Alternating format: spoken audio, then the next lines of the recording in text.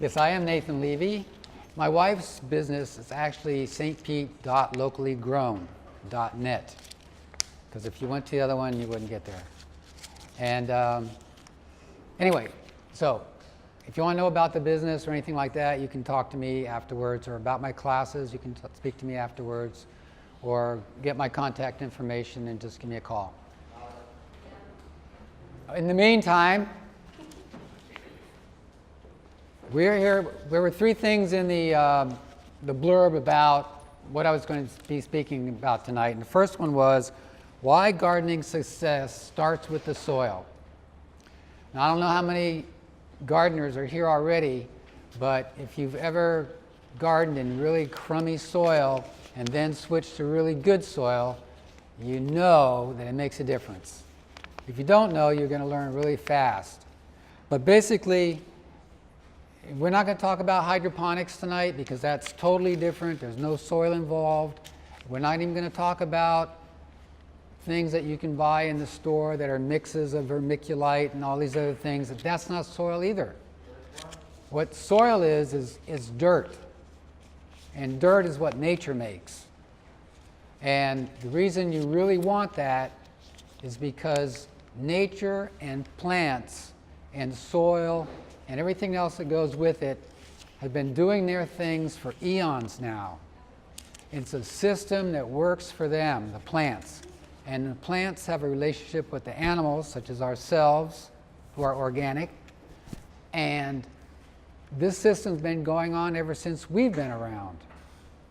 So the soil is part of that system, and that's why it's really important to have dirt, real dirt. And the better you approximate what happens out in the real world in your garden as far as dirt goes, the better your vegetables are going to be. So why is that? I think the main reason is because dirt is alive. It's not really alive. It's really a home. It's a home for your plant. Plant can't go anywhere. It's basically got to stay there. The roots go down. Might send out some runners, but they're not going to go that far. Basically, they're in the dirt. So everything that they get out of the system that they need to produce food for you, because you're part of the system and they need you too, they get out of the dirt and out of the sunlight for photosynthesis. But that's doesn't have anything to do with dirt, so we won't go into that. What the dirt provides is it provides water for the plant. The plant needs the water for all different kinds of reasons, and if you want to study botany, you can find out about how it breaks apart the H2O to make energy packets so it can latch in with the sunshine and create sugars. But you don't need to know that to grow really good food. What you need to know is that plants need water, and good dirt is the best way for the plant to get the kind of water it needs. What kind of water? What kind of water? The kind of water that isn't too much and isn't too little. It's just the right amount. And dirt is what does that for the plant. Now, we have a lot of sand here. If you have pure sand, you pour water into it, what happens? You've got a filter. It just goes right through the sand and goes out. If you take really compacted dirt like clay, pour water into it, it doesn't even go in. It just goes away, or it just bypasses it. But if you have good dirt, the water goes in and it stays in. Not totally, because it'll get super saturated and it'll still go through the bottom. But it'll hold just enough water for your plant to get not only water, but the gases that are in the soil. If the soil has too much water and it's waterlogged, what happens? Your plants, it rots. Your plant roots rot. And the reason they rot is because there's not enough gases in the soil from the air. So, am I getting too scientific here? No? Sure? Because it's really fascinating to me. Okay, so the plants, your really good dirt isn't just sand, and it isn't just clay. It has a lot of organic matter in it. Organic matter is something that's once been alive. And it also has minerals in it. But the minerals aren't big, but the organic matter takes a lot of space. So what you want is when you want good dirt, you want to put a lot of organic matter into whatever you've got to start with. Around here, we've got sand to start with. So if you want to take sand and create what they call loam, which is really good dirt, you got to put a lot of organic matter in. What that organic matter does is it acts kind of like a sponge. So it keeps just enough water that there's still air particles around so that the roots don't rot, but there's plenty of water for the plant to be able to get what it needs via the water. Now, what happens with the water? Well, inside really good composted, which is why you're adding all this organic stuff, you're composting the soil really. Inside that material are millions and millions and millions of little tiny animals and bacteria and fungi. And those are the things that actually break the minerals apart that are in the plant material that you put in there. They break it apart so that it becomes water soluble in a little bit different form, and it goes into the plant inside the water molecule. If it's not water soluble, it's not going through the cell wall of the plant's roots. So that's why you got to have the water, you have the minerals, and you have the bugs in there to break those minerals apart. The plant can't just eat another, you chop up a bunch of plants and just throw it in the ground without any bugs in there. If that plant material doesn't have bugs with it already, it'll just sit there and the plant can't get to it. The plant can't eat it. The bugs have to eat it, break it apart, and their waste product actually is what gets dissolved in the water and goes into the plant. Does that make sense? So the plant's getting its minerals from what the bugs are breaking down, and it's getting its food actually from sunshine. That's what photosynthesis is about. Photosynthesis actually feeds the plant, but the plant also needs minerals for building blocks and all the other things it does with its enzymes and hormones and all that stuff, and they get it through the soil. So how are you going to get minerals in there? Well, fortunately for us, we were a seabed at one time. And the way minerals work in that big, giant cycle that we all belong to, the minerals are in the rocks. The rocks break down through erosion, they get washed down, and where they end up? In the sea. They end up in the sea, and sea levels over the eons have risen and lowered and dropped and gone. Well, all this sand that we've got was once a seabed. So we are on a seabed, and so this sand is just really, most gardens don't lack potassium and phosphorus unless you've been giving them plants that use those things over and over and over and over and over again, and you haven't been replenishing that supply. Because eventually they'll use up what's in your yard or whatever you've started with, and you'll be depleted in those minerals. That's what happens with big agriculture. They've depleted the soil and they don't put anything back except the bags of chemicals that they use for certain crops. The soil that they grow in is crap. I mean, you don't ever want to go out into a big agricultural field like that and buy dirt from them, because it's not, I don't even think you could call it dirt. Anyway, the best way for minerals, to get minerals into your garden, I think, is seaweed. Because seaweed has all those minerals in it. It's a plant that's been living in that water, and it's just got tons of, that's what it's full of, minerals. So if you use seaweed, especially as mulch, because it takes a while for those minerals to go into the soil and everything, just that layer of seaweed that touches the soil is enough for those microorganisms to be breaking down those minerals, because all these things are trace minerals, the ones that are in the seaweed. And they're just little tiny, they're so tiny it's ridiculous. So you don't need a lot going on, but you need some, just to cover your bases. Now, I did read that boron is one of the things that's not in seaweed, but I also read that Florida soils already have plenty of boron. So for one reason or another, all the bases are covered then. Does seaweed have high salt? Salt. Well, you do need to rinse the seaweed, but there's no salt problem after that.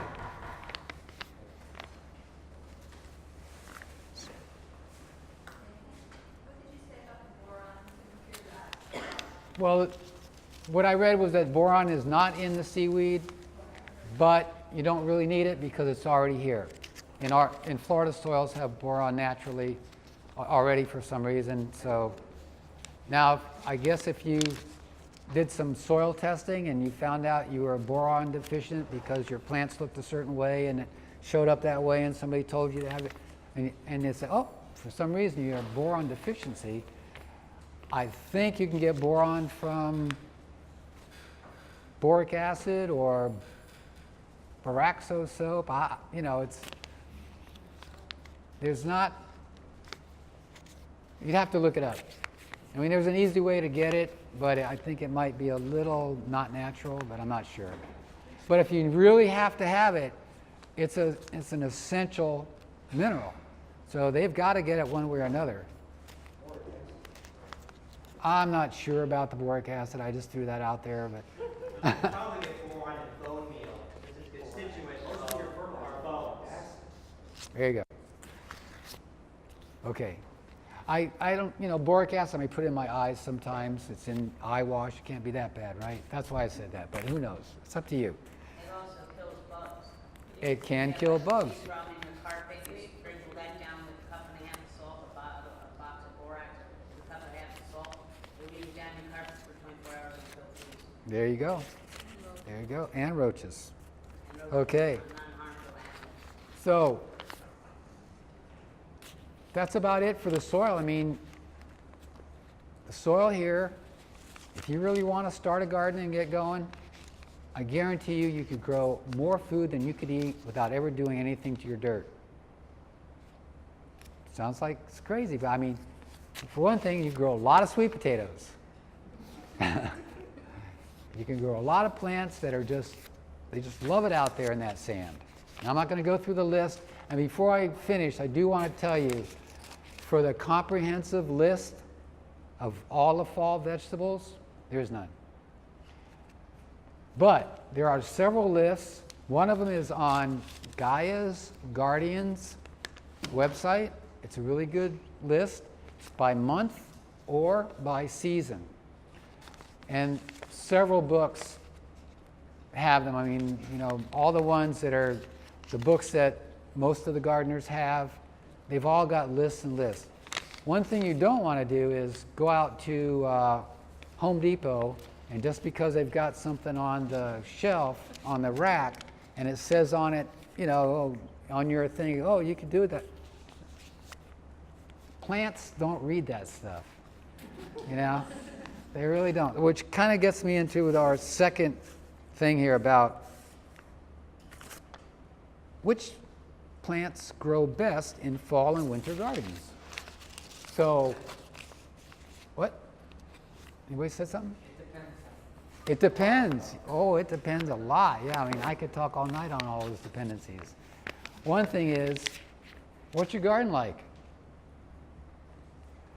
My garden has shade on one end, which in this season right now is 20 degrees cooler than it is out in my front where I grow the hot vegetables. And then in the winter, it's 20 degrees warmer back there. And up in the front, where it was the hottest, is the coldest part of the yard. It actually freezes there.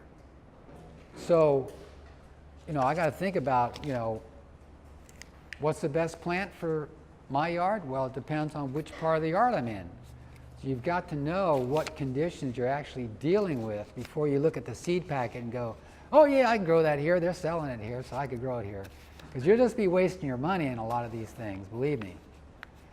The other thing that I do personally is I watch my garden. And what I've noticed lately, and I mean just within the last week or so, all the basil has popped up. It's this tall now. Wasn't up before. It was not popping up during the summer like that. I mean, all of it's coming in. And today, a tomato came up. So I'm thinking, what does this tomato know that I don't know? Well, for one thing, it's thinking it's got a chance. So I think back on the history of my yard, and I think, wow, last summer,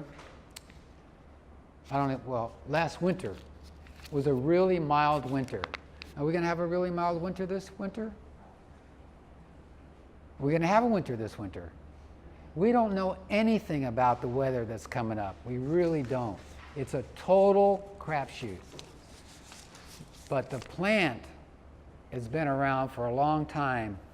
Our survival doesn't depend on whether or not that plant lives through the winter, but its survival is.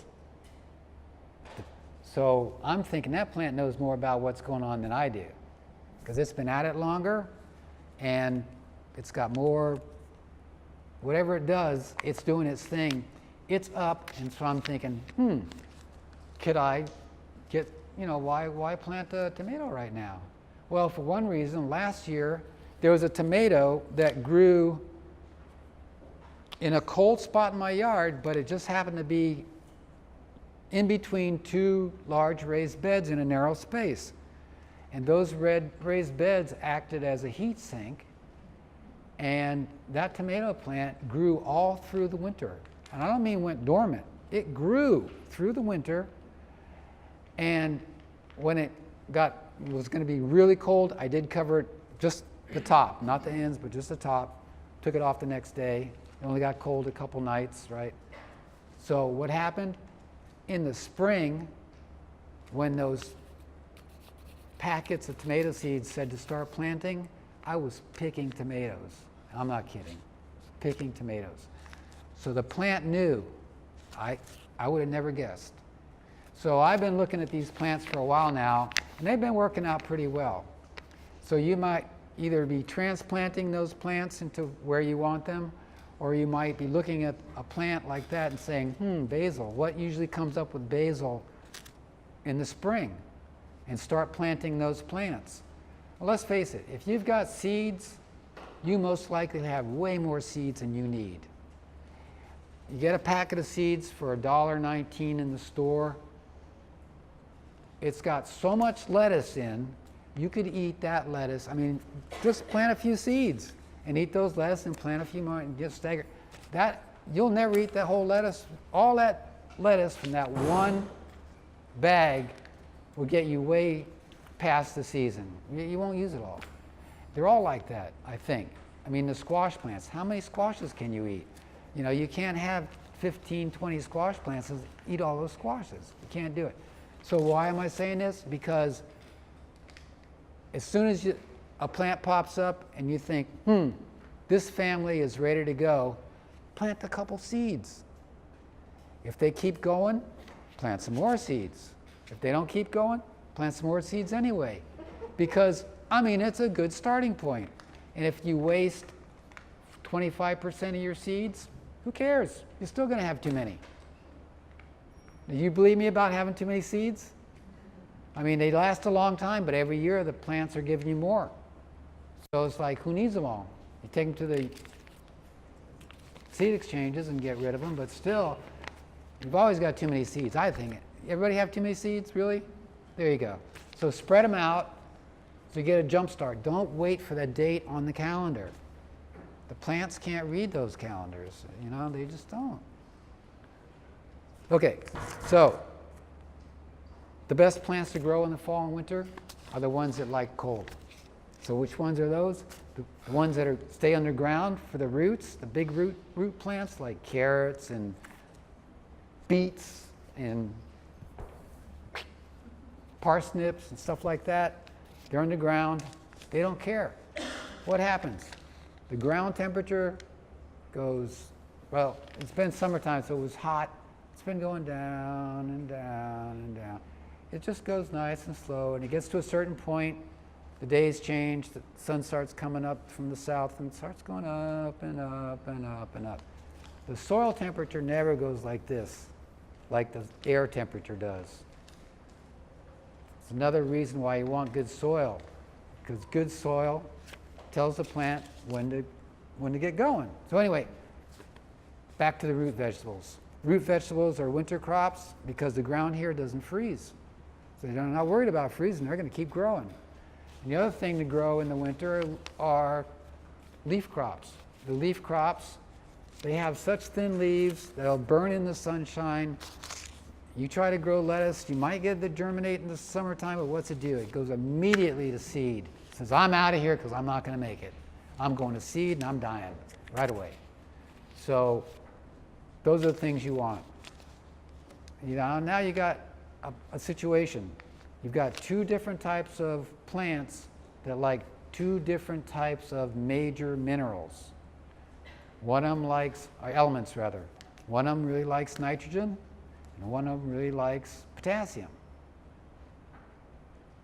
The root vegetables want potassium. If you give them a lot of nitrogen, you'll have this beautiful looking plant, but you won't have any root, you know, because it just doesn't work.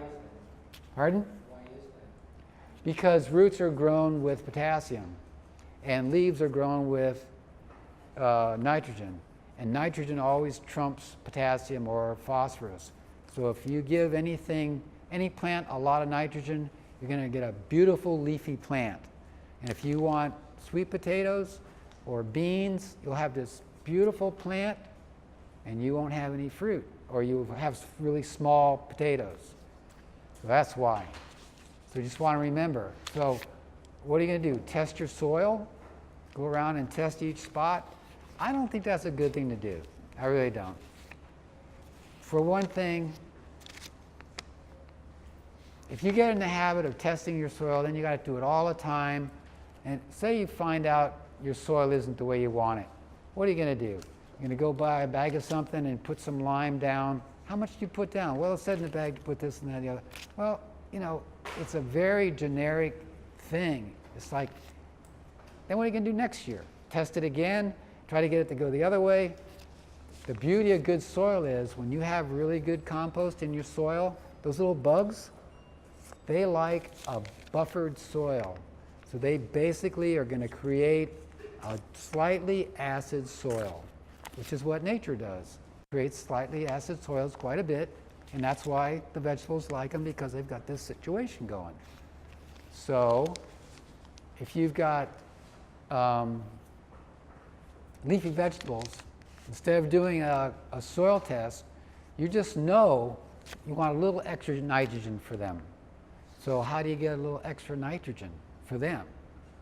Well, you give them the compost that had a lot of manure in it, because manure is heavy on the nitrogen side. So when you give your leaf vegetables more manured compost, they're going to get more nitrogen and they're going to grow nice big leaves. When you go the other way and you want phosphorus and potassium with the root vegetables, what do you put in your compost then? I got to read it to you. You put in, pardon? Oh, well, let's go easy. Let's go with, pardon? Dried up fish emulsion. Well, you could. Well, I'm really cheap. See, my thing is, I don't like to spend money on something that I don't have to spend money on. So I try to get things that are free. And one of the things that are free, other than the gasoline to go get it, is manure. Horse manure is really, really good. It's not just nitrogen. It also has phosphorus and potassium, but not quite as much. Same with chicken manure also. Well, it has more nitrogen in it. And So, I use on my farm. yeah. It's chicken and So you just have to know the levels of nitrogen so you can give that kind of stuff, not be giving it to the peas and the other legumes where you're going to get a beautiful vine and no beans. no, I grow mainly So the asparagus, potassium, blackberries, yep, lettuce, yep. So you, potatoes, yeah. stuff like that. So you're going to be up next. Do what? You're going to be up next. You're going to be next. Okay. All right. So the blah blah blah. Hold on.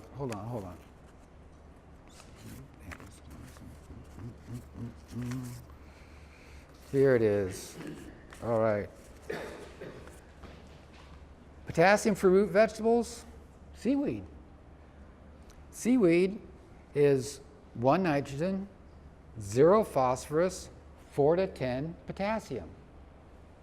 You need potassium? Put more seaweed down. But this time, put it into your compost and let it break down, because that potassium is going to be in the compost, broken down, ready to go into your plant. The other one is potassium, aka potash, and that wood ashes. So when you're out in your compost pile, always save your biggest pieces of oak for your fire. Make a fire pit out in the back, have people around, enjoy yourselves. Save those ashes from the oak or whatever good wood you've got, and you put those ashes into your compost, and that's the source of phosphorus. So now you've got all your bases covered. Just remember where where your nitrogen stuff is and where your potassium stuff is and where your phosphorus stuff is. You're done. You don't have to buy anything. You're having a great time out at the fire. It's all natural. You're just letting nature do what it does. And you're just helping it along by giving it some stuff. What does the wood ash have mean? Phosphorus. Now don't, the best thing to do is, don't put it on your garden. Put it into your compost pile. Just spread it on, just let it do its thing and break down. Now, maybe you've already got a lot of phosphorus. How would you know that? You don't have to do a soil test. Just so happens certain plants, when they are abundant in your garden, they will only be there if there's a certain thing abundant for them to be there taking advantage of. So for, what is it, phosphorus? Yes, purslane. You have a lot of purslane growing, really healthy purslane in your garden, you don't have to worry about phosphorus. You got plenty. Isn't that nice to know? So anyway, there's a lot of plants that you can find out online. I don't have a list of them, I'm sorry, but I have heard of others, and you can get indicators of what's going on in your garden as far as pH goes, which is another good reason. I talked about the pH yet? No? Well, that's the other good thing about the soil. When you have all those microorganisms in your soil, especially in your compost pile, before you put it into make your dirt with it, they buffer the soil, the pH, so it's not too alkaline. I did talk about that. Yeah. I remember now. Okay, so last thing, how to select and arrange plants based on your garden's site conditions and plant needs.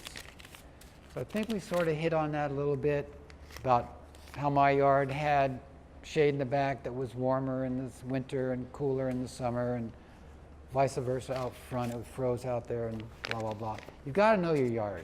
You really do. What plants should you plant? I think you should plant easy ones. I mean, really. They're, ask around. There's some no-brainers. Some things that really happen really easily, regardless. And you're going to have nematodes in your yard until you get a lot of really good compost going. There's certain plants that aren't going to do well with nematodes. You'll know right away, because when you pull them up, they'll be just full of these knots, and they won't be nitrogen capsules. They'll be nematodes. But you can get special seeds that are nematode resistant. So if you really, if you wanted to go that route, you could do that. Pardon? How do they make it? Well, that's why I say if you wanted to do that, you could, because I don't know how they do that. I mean, I think they're hybrids, and I don't use hybrids because they won't be true to seed, and I use my own seeds, so I really don't know. Questions? Yes? Do you plant your seeds directly in the soil, or do you Good question. drop them in the sprays? Good question. Very good question. It really depends on how many seeds I've got. If I have 4 seeds, I'm not going to trust it going into dirt. I'm going to baby it along in my greenhouse, and I don't really have a greenhouse. I'm going to baby it along in the backyard, under shelter, and special mix I make up with my worm castings, and they're going to be guaranteed to sprout and germinate and not get damping off because of the way I use it, and then I can transplant those. But the seeds that I save myself, I've got a gazillion of them. So what I do is I go out, I find the area that I want to plant, I decide whether or not it needs any amendments to it, and if it doesn't, I just break it up and I just throw the seeds out there. Because I've got so many of them, I don't care. I always have to thin them anyway, no matter what I do. So if they don't come up, sometimes they don't. I make sure they're not carrots, because carrots take so long you think they're never going to come up, and then they do. But yeah, just throw out some more. Because, you know, when the seasons start to change, there's only going to be a 1 or 2 or 3 week window where you could miss. You might be 3 weeks early, but that would be like maximized. Because you're, you know, if you want to get really going now, start in the shade because it's a lot cooler. Or not a total dark shade, but not so much great heat, sunshine. You know, kind of a medium cool part of your yard, and you get started. And then you can transplant them. You know, especially if you start them in big pots and just take the whole pot out somewhere and put it in. Yeah, Ray. Could you speak a little bit about successional planting in the typical garden? Professional planting? Successional, one Oh, after the other. successional. Yeah, yeah. Okay, well, it's really interesting. That's how I deal with nematodes, personally. Now, are you talking about for crop rotation? That, Just like or you- to get it to where you can use the whole packet? You have to plant carrots, you know, 2 to 3 weeks Yeah. apart from each other.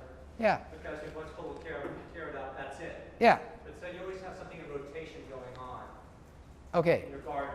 okay, With certain crops that, okay, I got it. So, it's just back to the packet of seeds that have all the different mixes of lettuce, say. If you plant the whole package, you can't even give that much lettuce away, you'll have so much. Plus, you'll have to use your entire garden. You'd have that many plants. So you're not going to do that. So you just take a little bit and figure your germination rate's going to be about 80%. So if you got 10 seeds, 8 of them are going to sprout. So 10 seeds, 8 heads of lettuce. If you eat 8 heads of lettuce, say you give 3 to the bugs, 2 to the nematodes, you still have 3 heads. That's a week's worth of lettuce at least. So every week you plant 10 seeds. You just go on down the line. Now what you can do is you can decide where you want the bed to be and just cover up the part, you know, just mulch it really heavily, the part that you haven't planted yet. And then uncover a little bit of mulch and plant your next ones on down the line. So I do that anyway with like tomatoes plants. Tomato plants, I don't use the nematode resistant types, and mine get nematodes. Okra also, certain things, certain plants that I plant. So when I want a crop of tomatoes to sell, I want a lot of tomatoes. So what I do is I plant a bunch of tomato plants, and then I figured, well, it's going to take the nematodes about 4 weeks before that plant starts to decline. So in 4 weeks, I want another one planted that's coming up right behind it. So when that one starts to decline, this one's still coming up. It's still peaking. And then the same thing, I got another one, this one's declining and this one's peaking. So if I keep planting every week a certain amount of tomato plants, as soon as that one starts to decline, I can just pull it out. I don't have to, you know, suffer because my crop's going down because the nematodes are blocking all the nutrients from the plant. So that's another way to use up your seeds and throughout the season. What kind of tomatoes do you put? Let me just, one thing before I forget.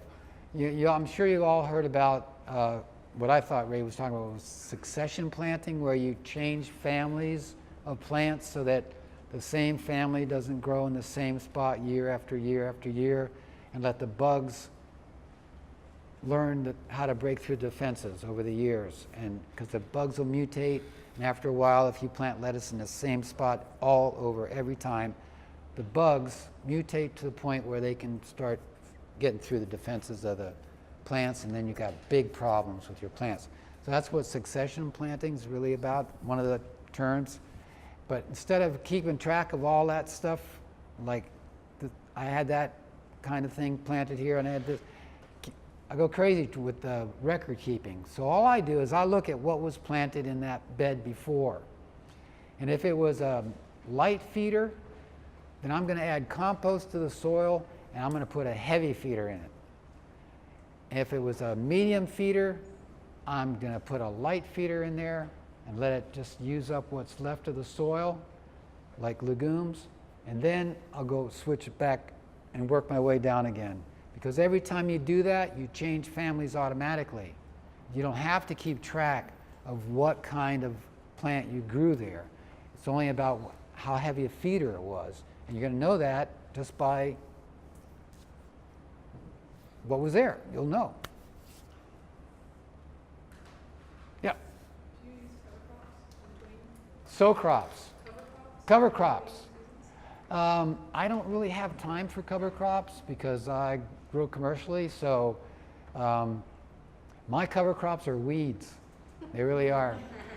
Weeds are, I used to hate weeds, but I like weeds now. Dandelions are good. Dandelions are good. There's a lot of really good edible weeds in our gardens, but also weeds are just bringing those minerals into themselves, creating material that when you put those weeds back in your compost pile, those bugs are going to eat that up, comes back into the cycle. They're just part of the cycle. This goes round and round. Without weeds, I'd have trouble with my compost piles. I wouldn't have enough green material for them. So I like weeds. They also have really deep roots, some of them. Some things I grow on purpose just because the roots go so far down, they go much farther than a regular eating plant goes. For instance, Mexican sunflowers. Their roots go way down into the ground. When you pull them up, they have gone way down in the ground and brought in those minerals that are way down there that are totally inaccessible to your plants until you get an accumulator like that to go down and get them. You put that in your compost pile, and now you've got that stuff back in the mix again. Okay. Not only, here's another thing. You really want to get a jump start on the season, start planting cuttings. You don't have to wait for seedlings to sprout sometimes. You can get cuttings and get them going too. That's not always so good in the winter as much in the summer though. Yeah. As far as the sunflowers are concerned, we just took ours down and ran them through the shredder and put them in the compost. They're allelopathic. Are they? Put them in the compost? No, I wouldn't take a chance on that. Although I do, but I wouldn't say that in public. I mean, not that I do, but that you should. That because. I was wondering because I know when I have planted sunflowers, I can't plant beans there afterwards. No. Yeah. They don't kill them. And after we finished shredding them, I thought, should I have put those into the compost? Yeah. It's something that I'm going to be studying more about. My thought is, where is the poison? What we're talking about is plants that put poison into their roots so that other plants can't grow where their roots are going because they don't want to share. They want everything. So they, Like Florida holly. yeah, and oak. I understand oak trees are like that too. So, my thought is, well, it's going to be in the root. So if you don't put the root in, you won't have a problem. But I don't really know for sure. So, yeah, Don't put it on any plant you love. don't know. Okay?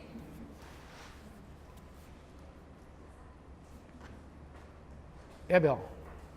I noticed you grow some vegetables in 3-gallon pots, some in the ground. Yes. What advantages does that provide? The advantage to that is I have a really large yard. I probably have, I don't know, it's big. And so I've got a lot going on all the time, and I never have enough compost. So when I want to grow something that likes a lot of nutrients, say like this summer, my tomato plants and my okra plants, you know, I wanted them to do really well, but I didn't have enough compost in my big squash plants. So I got the biggest pots I could get, filled them full of compost, and I transplanted or planted right into those pots. And I took the pots to wherever I wanted that plant to grow, and I put those pots into the ground just enough so that the water would not just totally run out of the pot, that it would go into the ground, and the roots could come out of the pot and go into the ground. And usually what happens is the plant will get very productive, very mature before it starts sending out its roots, and it'll have plenty of roots still inside the pot. The roots that go outside the pot get loaded with nematodes. The roots inside the pot don't have any nematodes. So I'm doing double duty. I'm keeping my nematode problem in bay, and at the same time I'm maximizing the minimal amount of compost that I have. Yes? How big of a pot are you, so in other words, you're keeping whatever plant is in, like a tomato, for example, or what kind of plant? Well, I do have some large pots, but what I found that most of the ones that I grow like that, a 3-gallon pot, which is about that big, is plenty big enough. Are you talking about plastic or is that the clay? It is plastic. Mine are plastic. I haven't really gotten past the plastic stuff yet. Clay pots are really problematic in that they just evaporate everything really quickly. Pots dry out. You know, but also use pots in the summertime to build up heat in the soil. Remember we talked about the soil temperature goes up really slow and it comes down. Well, plants really rely on that because they don't want to, say, put out fruit too early in the season because it's gotten hot in the air temperature, and they go, okay, I'm going to put my fruit out, I'm going to do a lot of growing, and then all of a sudden you get a cold snap and it hurts the plant. So they wait for the soil. They know, okay, it's reached a certain temperature, it's safe. I can come out now, do my thing, it's not going to get cold again before I'm done. So I'm sure you've heard about growing squash on hills. You know, you do a hill and you grow the squash. Why is that? You ever think about that? Great drainage. It's what? Great drainage. Yeah, no, that's not why. It's because they started growing squash up north, and up north, the sun was way down south. They want to get an early start on the squash, and they know the squash is soil temperature dependent on germination.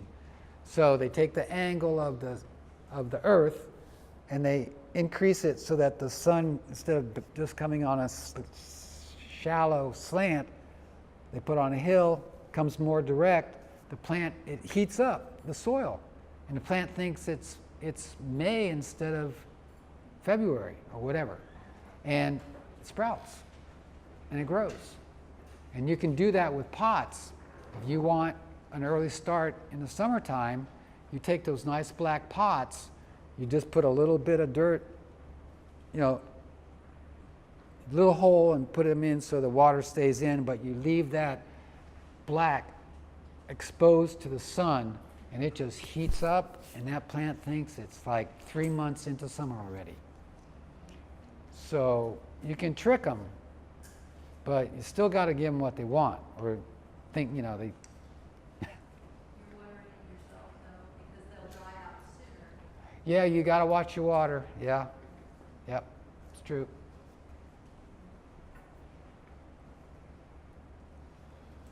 Yes. How far do you bury the pots into the soil? Well, like in the wintertime, I'm going to bury it all the way. The reason I bury it all the way is because your earth is always warmer than your air in the winter. So That's not really true. How could I say this?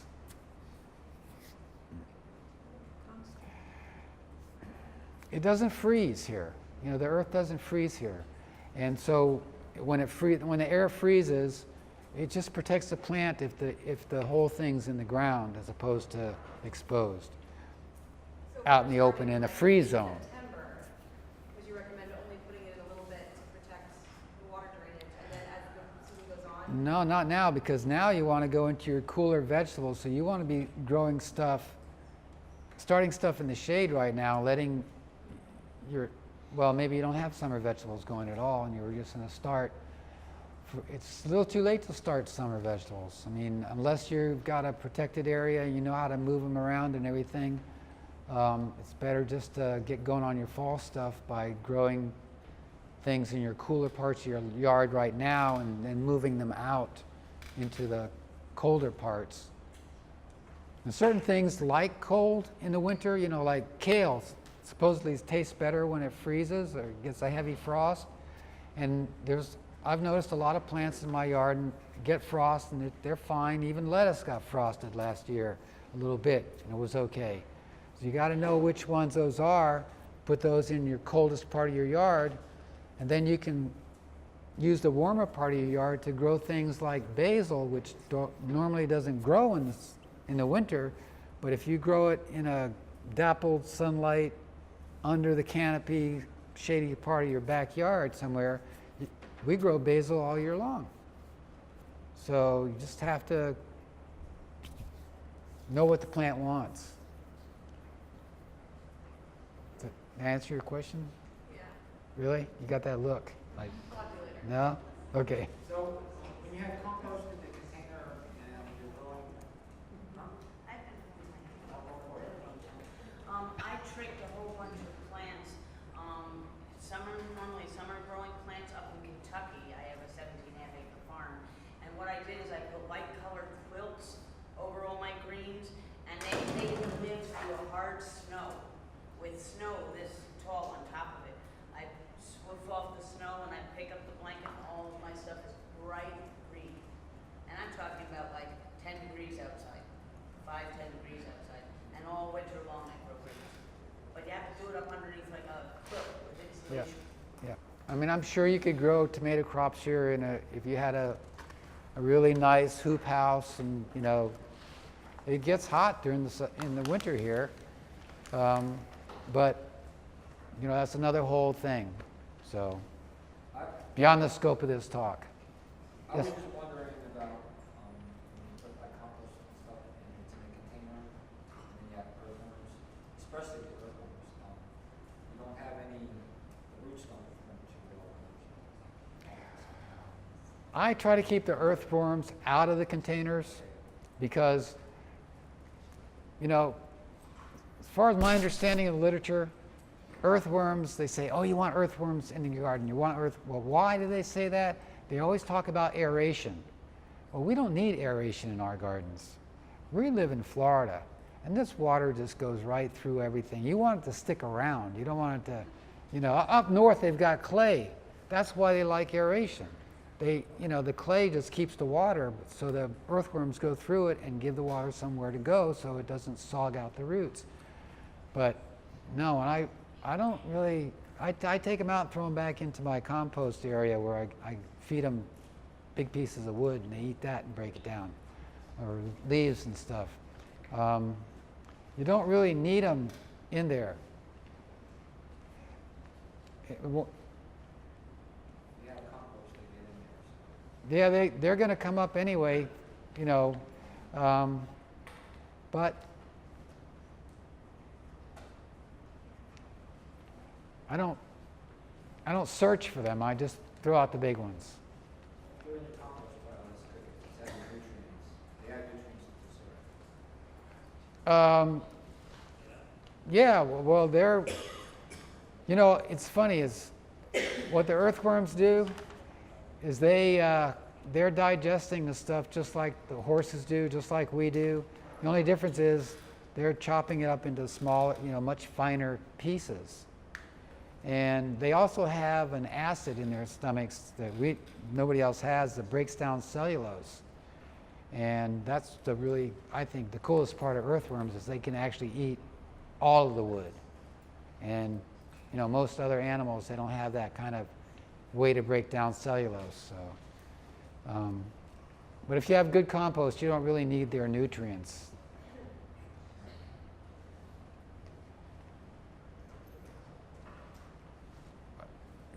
Yeah, Bill. Are you aware of any studies that have compared the nutritional values of soil-grown vegetables and, say, Good question. water-grown, Good question. hydroponic? Good question. And that brings us back to the big cycle of life. You know, all the interdependencies that have come about over the eons, little of which we understand. I mean, I'm just finding out lately about all these things that are inside of me that aren't me. Who knew? You know? I'm dependent on them. Okay, so what am I going to do? Go to the store, look on the shelf, go, oh, all these supplements. I have this. I got all my vitamins and minerals and everything. I'll be healthy. Oh, I don't think so. So what's going on? When my understanding of hydroponics is they're putting this stuff in, but it's not live stuff. They're only putting in elements, minerals, compounds. They're not putting in anything alive. So what they're saying is, okay, we understand what the plant needs enough. We understand plants enough that we can create this formula that'll give them everything they need to do exactly what they do for you in this big cycle. Well, that's bullshit. They don't know that yet. They just don't know that. Pardon? Yeah, there you go. There you go. So my thought is that you got to have the microorganisms. There's an interrelationship between those microorganisms and us that's involved in this thing. And if you take them out of the equation, I don't know what would happen. We don't know that yet, you know, but it might not be good. So if I can grow vegetables naturally with no cost to myself, basically except gasoline to go get some seaweed or some manure, I'm going to do that. Plus they're going to taste better. There's not going to be any doubt in my mind about what's going on or what isn't going on. So, you know, I wouldn't pass it up if I was hungry, you know, but if I had a choice, I would always choose the natural way. Yeah, for everything. Just makes sense.